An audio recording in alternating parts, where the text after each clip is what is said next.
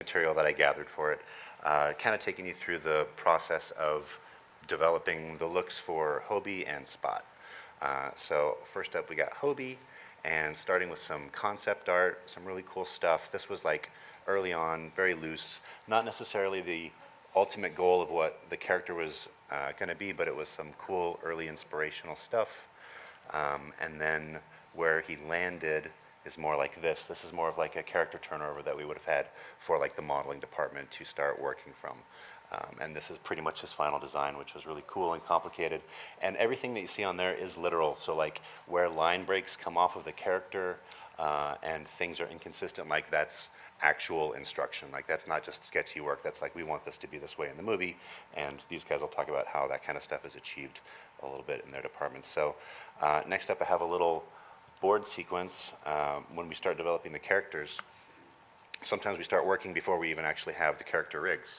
So we got this little board sequence from the movie, and using a hacked Miles rig from the first film, so this isn't even Hobie, this is us just trying to figure out how to handle his sort of like zine cutout look that he has in the film. And so obviously it's very rough, and he's just modified character rig, but it kind of gets the conversation started. And then those things will often get rendered as well. So even though it's not even the official character, this is the back-end departments starting to do some development and figuring out how to apply that stuff. And it's all really fun.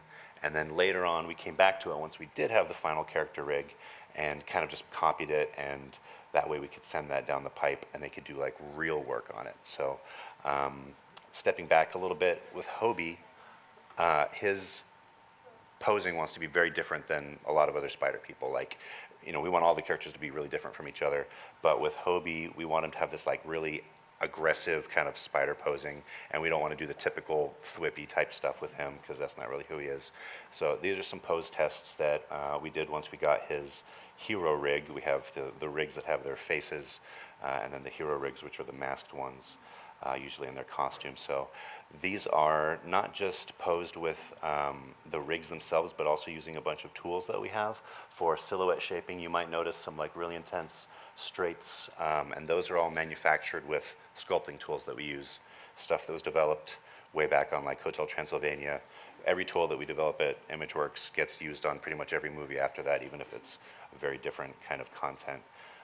But we have a really good library of that kind of stuff. So these are all really fun, and they helped us figure out who the character is.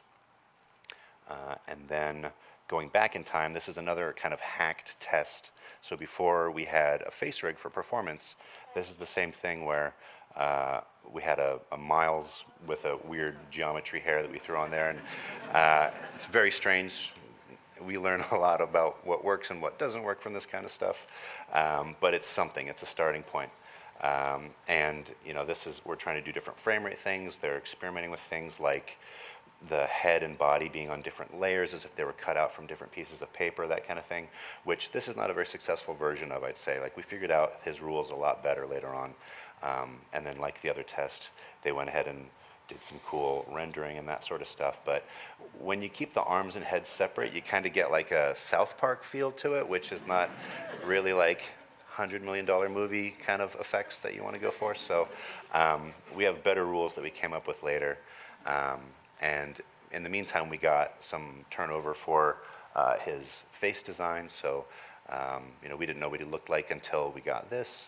And then here we have some expressions. And here's a case where what we're handed doesn't necessarily end up in the film. So obviously these are very broad expressions, and the character designer thinking that he's like a punk rock guy and all aggressive and chaos, that he was going to be big and boisterous. But then when the voice actor Daniel Kaluuya came in, he had this like really controlled tone, and it really changed the whole character. So this is one of our first and most successful performance tests. We're still doing some different like cut apart arm stuff, but the rule that we landed on actually was not having different arms and things being separated, is that we did different frame rates for different parts of his body at the same time. So like his body might be on 2s and 3s, his jacket would be on 4s, his guitar would be on 6s, and that kind of gave him more of the like chaotic look that we liked, and it was more homogeneous too, because it wasn't like different body parts being assembled. So I'm going to show you some shots from the film where some of those rules are being applied. Let's see this will probably not play with sound, but this is an exchange that I really love between Miles and Hobie. And what's so cool about Hobie is that, like, you spend the whole movie with him thinking that he's antagonizing Miles, but really he's just like setting him up for success. He's teaching him, but in his own way. And I love this little moment where they kind of play chicken. He gets in front of him to see what Miles is going to do. Miles walks through him. That was all stuff that the animators came up with on their own, which was really fun. But you can see that we do represent like the cutout lines a little bit on his body. And then, let's see, I have like shot per shot breakdowns, but I think you kind of get the gist of that.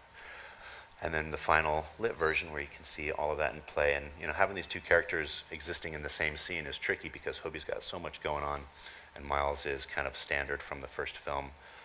But all the different like looks getting changed and stuff all plays really well. Sometimes it has to do with his emotions, sometimes it doesn't. But I think we found a pretty cool version of that. So let's see. Next, I got an example of a really cool action scene, which I absolutely love, animated by Ryusuke, one of our best action animators. And this is just here because it's really fun to watch and you get to look at the poses because it's super dope. And actually, I think I freeze framed on some of the poses, but after this rendered version.